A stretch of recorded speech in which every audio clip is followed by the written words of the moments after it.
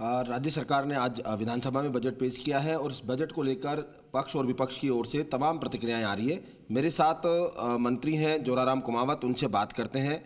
आज सरकार ने बजट पेश किया है, क्या समझते हैं किस तरह का बजट है ये? आज हमारे राजस्थान के लोकप्रिय मुख्यमंत्री माननीय भजनलाल जी शर्मा जी के नेतृत्व में वित्त मंत्री दिया कुमारी जी ने भारतीय जनता पार्टी की सरकार का ये दूसरा बजट पेश किया है और निश्चित रूप से ये बजट सभी वर्गों को समाहित करते हुए बजट पेश किया है। किसानों का सशक्तिकरण कैसे हो, महिलाओं का उत्थान कैसे हो, युवाओं को रोजगार कैसे मिले और समाज के अंतिम छोर पे जो गरीब व्यक्ति बैठा है, गरीब तक राजस्थान सरकार की योजनाओं का लाभ कैसे मिले, इन सब को समाहित करते हुए ये बजट पेश किया है। और सभी सेक्टर में, चाहे वो चिकित्सा का क्षेत्र हो, शिक्षा का क्षेत्र हो, चाहे वो सड़कों का मामला हो या दूसरे जो विषय डेयरी सेक्टर हो, पशुपालन का सेक्टर हो, कृषि का क्षेत्र हो, सभी क्षेत्रों को मजबूत करते हुए ये बजट पेश किया है। आपके महकमे में पशुपालन को लेकर पशुपालकों के लिए भी कई घोषणाएं की, गोपालक जो थे उनके लिए योजनाएं थी, उनको और एक्सटेंड किया। मेरे पास जो विभाग है उसमें डेयरी सेक्टर में भी 540 करोड़ की घोषणाएं हुई है। उसमें डेयरी जो जहाँ डेयरी है उनको नवीनीकरण करना या कहीं पर पशु आहार प्लांट लगाना, इस तरह की बहुत सारी घोषणाएं माननीय मुख्यमंत्री जी ने इस बजट में की है।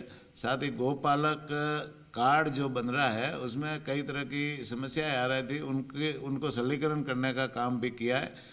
गायों गौशाला में जो गाय है उनको हम अनुदान देते हैं, उनमें 15% बढ़ा करके देने का की भी घोषणा इस बजट में हुई है।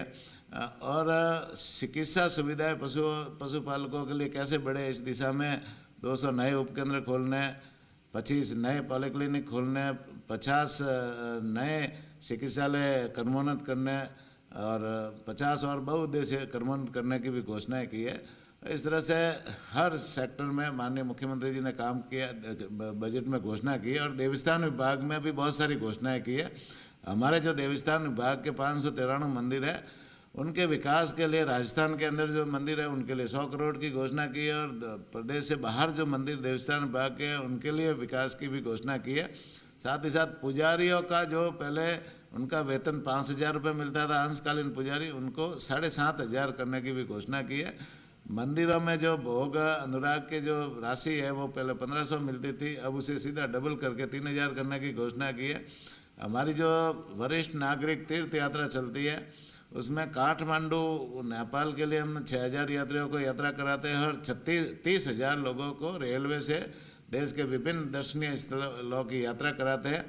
उनकी संख्या बढ़ाते हुए 30,000 से सीधी 50,000 की है और पहले सादी ट्रेन में कराते थे, अब ऐसी ट्रेन में करवाने की घोषणा की है। तो इससे वरिष्ठ नागरिकों को भी उसकी राहत मिलेगा।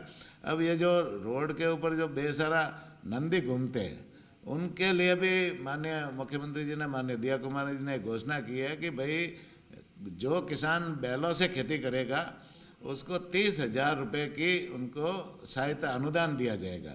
और जो किसान यदि गोबर गैस का कोई प्लांट लगाएगा तो उसमें सब्सिडी भी दी जाएगी, जिससे ये जो नंदी है, नंदी का उपयोग होना चालू हो जाएगा। किसान उसका उपयोग करेगा तो उसका भी फायदा आने वाले समय में मिलेगा। ग्रामीण विकास को एक पूरा ध्यान फोकस रखा गया है, सब तमाम शहरों के साथ ग्रामीण विकास के लिए भी रखा गया है, क्योंकि खेती कृषि के लिए कहा गया, किसानों को जो सम्मान निधि बढ़ाई गई है। निश्चित रूप से राजस्थान में 70% किसान और पशुपालक रहते हैं और किसान मजबूत होगा, पशुपालक मजबूत होगा तो ये राजस्थान भी विकसित राज्य बनेगा। और राजस्थान की जीडीपी में बहुत बड़ा योगदान किसानों और पशुपालकों का है। तो किसानों को और पशुपालकों को मजबूत करने की हमारी सरकार की हमेशा मंशा रही है। और जो किसान सम्मान निधि पहले 6,000 रुपये भारत सरकार देती है, पिछली बार 2,000 रुपये मुख्यमंत्री किसान सम्मान निधि के नाम से 2,000 बढ़ा करके मुख्यमंत्री जी ने दिया था और इस बार और उसे बढ़ाकर देने की घोषणा की है। तो इससे किसानों का सशक्तिकरण होगा, किसान मजबूत होगा और निश्चित रूप से हर क्षेत्र में जो आज जो आपने बजट दिया कुमार जी ने सदन में पेश किया, आपने देखा होगा कोई क्षेत्र नहीं छोड़ा है, चाहे वो मजदूर हो, व्यापारी हो या कोई वर्ग हो, हर वर्ग को उसमें समाहित करते हुए बजट पेश किया है। इतना अच्छा बजट फिर भी विपक्ष सवाल उठा रहा है कि योजनाएं पूरी नहीं हो रही, धरातल पर नहीं उतरी, क्या क्या है? आपने देखा होगा पिछला बजट 6 महीने 7 महीने पहले पेश हुआ था और पिछले बजट की क्रियान्विति भी 90% हो रही है। भाई जितने भी जमीन अलॉटमेंट के प्रकरण थे सारी जमीन अलॉटमेंट हो गई, उनकी प्रशासनिक वित्तीय स्वीकृतियाँ निकलनी थी वो निकल गई और धरातल पे काम होना भी चालू हो गया। तो पिछला बजट के लिए भी माननीय मुख्यमंत्री जी ने प्रयास किया कि हर जिला स्तर पर जाकर के हमारे मंत्री जाकर के वहाँ उनकी क्रियान्विति की पूरी बार बार हम लोगों को भेजा और वो क्रियान्विति के लिए पूरा प्रयास कर रहे हैं। इस बार भी कहा है मुख्यमंत्री ने कि मंत्री जाएंगे अपने प्रभार वाले जिलों में और इसकी क्रियान्विति करवाएंगे। कुछ निश्चित रूप से जाएंगे। हम जो हमारी जो सरकार भारतीय जनता पार्टी की सरकार हमेशा जो बजट पेश करती है, जनता के लिए बजट पेश करती है और उसे क्रियान्वित करने के लिए बजट पेश करती है। थोथे वादे हमारी पार्टी नहीं करती है, हमारी सरकार नहीं करती। तो निश्चित रूप से ये जो विपक्ष का तो हमेशा विरोध करना होता है, वो यदि मुद्दों के ऊपर विरोध करे तब तक तो बात ठीक रहती है। हर बात का विरोध करना ये भी अच्छी बात नहीं होती है। अच्छी बात के लिए शाबाशी भी देनी चाहिए, धन्यवाद भी देना चाहिए। विपक्ष भी है ना, वो भी राजस्थान की जनता के प्रति जवाबदेह है और सरकार अच्छा काम करती है, उनमें सहयोग देना चाहिए विपक्ष। क्या मानते हैं कि बजट किस तरह से कितना नंबर देंगे? अगर मान लो 100 नंबर है तो बजट एक लिहाज से जो आम बजट पेश किया जाता है कि अच्छी सरकार पेश करती है, किस? निश्चित रूप से हमारी सरकार हमेशा जैसे है ना सभी वर्गों को लेकर के काम करती है, चाहे वो किसान हो, गरीब हो, मजदूर हो, युवा हो या हर वर्ग है उसके लिए काम करती है। और निश्चित रूप से इस बार जो बजट पेश हुआ उसमें भी आपने देखा माननीय दिया कुमारी जी ने और माननीय मुख्यमंत्री जी ने सभी वर्गों को ध्यान में रखते हुए बजट पेश किया। आदिवासी बेल्ट को भी ध्यान में रखते हुए बजट पेश किया। कई ऐसे बड़े बड़े मंदिर है जो आदिवासी बेल्ट में है और वो राजस्थान की धरोहर है, उनको भी विकसित करने के लिए भी इस बजट में भी घोषणा की है।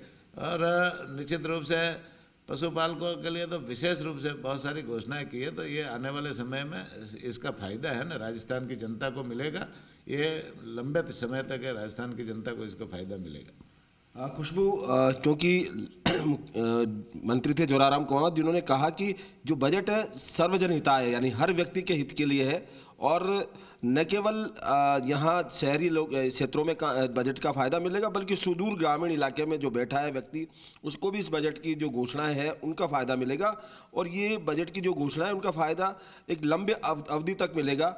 ऐसा नहीं आज बजट घोषणा की और कुछ फायदा मिला नहीं मिला, लेकिन उसका जो असर है वो लंबी अवधि तक रहेगा। जी।